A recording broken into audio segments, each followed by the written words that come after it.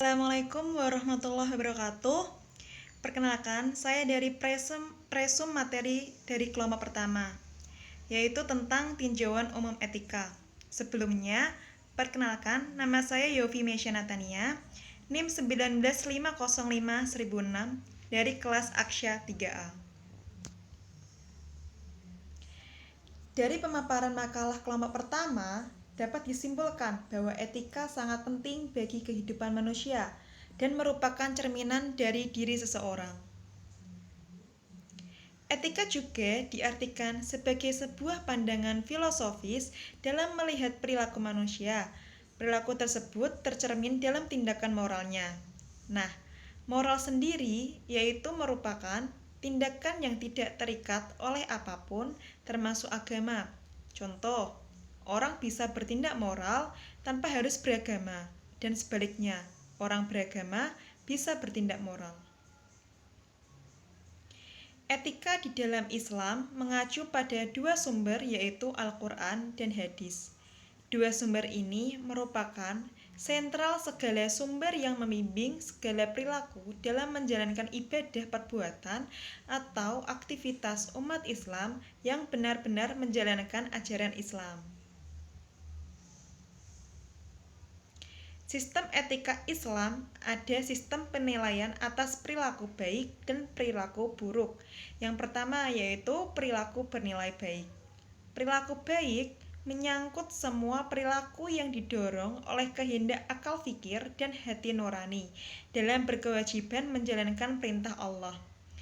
Perilaku baik dalam konteks ini dapat dilakukan sebagaimana kita berkewajiban dalam menjalankan rukun Islam. Sedangkan perilaku bernilai buruk menyangkut semua aktivitas yang dilarang oleh Allah, di mana manusia dalam melakukan perilaku ini terdorong oleh hawa nafsu. Pada prinsipnya, perilaku buruk merupakan perilaku yang dapat merugikan diri sendiri, orang lain, dan lingkungan sebagai cermin dari pelanggaran terhadap peraturan atau perundang-undangan yang berlaku di masyarakat. Dalam konteks filsafat Islam, perbuatan baik dikenal dengan istilah perbuatan ma'ruf, di mana akal sehat dan nuraninya mengetahui dan menyadari akan hal ini. Sedangkan perbuatan buruk dikenal dengan perbuatan mungkar, di mana semua manusia secara kodrat dalam akal budi dan nuraninya dapat mengetahui dan menyadari bahwa perbuatan ini tidak diterima dari akal sehat. Landasan filosofis etika Islam mengacu pada wahyu atau firman Allah atau Al-Quran dan Sunnah Rasul. Pendekatan etika dalam Islam adalah subjektivisme, artinya suatu aliran filsafat etika yang mendasarkan pada tuntutan Tuhan, yakni wahyu Allah dalam Al-Quran. Etika sebagai filsafat moral tidak secara langsung memberi perintah nyata sebagai pedoman yang siap pakai. Sebagai sebuah cabang filsafat, etika sangat menekankan pendekatan kritis dalam melihat nilai dan norma moral serta permasalahan-permasalahan moral yang timbul dalam kehidupan manusia, khususnya dalam masyarakat. Dengan demikian, maka etika dapat dirumuskan sebagai suatu refleksi kritis dan rasional mengenai pertama, nilai dan norma yang menyangkut bagaimana manusia harus hidup baik sebagai manusia.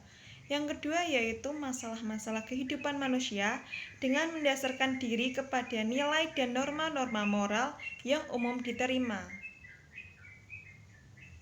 Nah, berbagai macam etika yang berkembang di masyarakat. Jika etika dihubungkan dengan moral, kita akan berbicara tentang nilai dan norma yang berkembang dalam kehidupan masyarakat.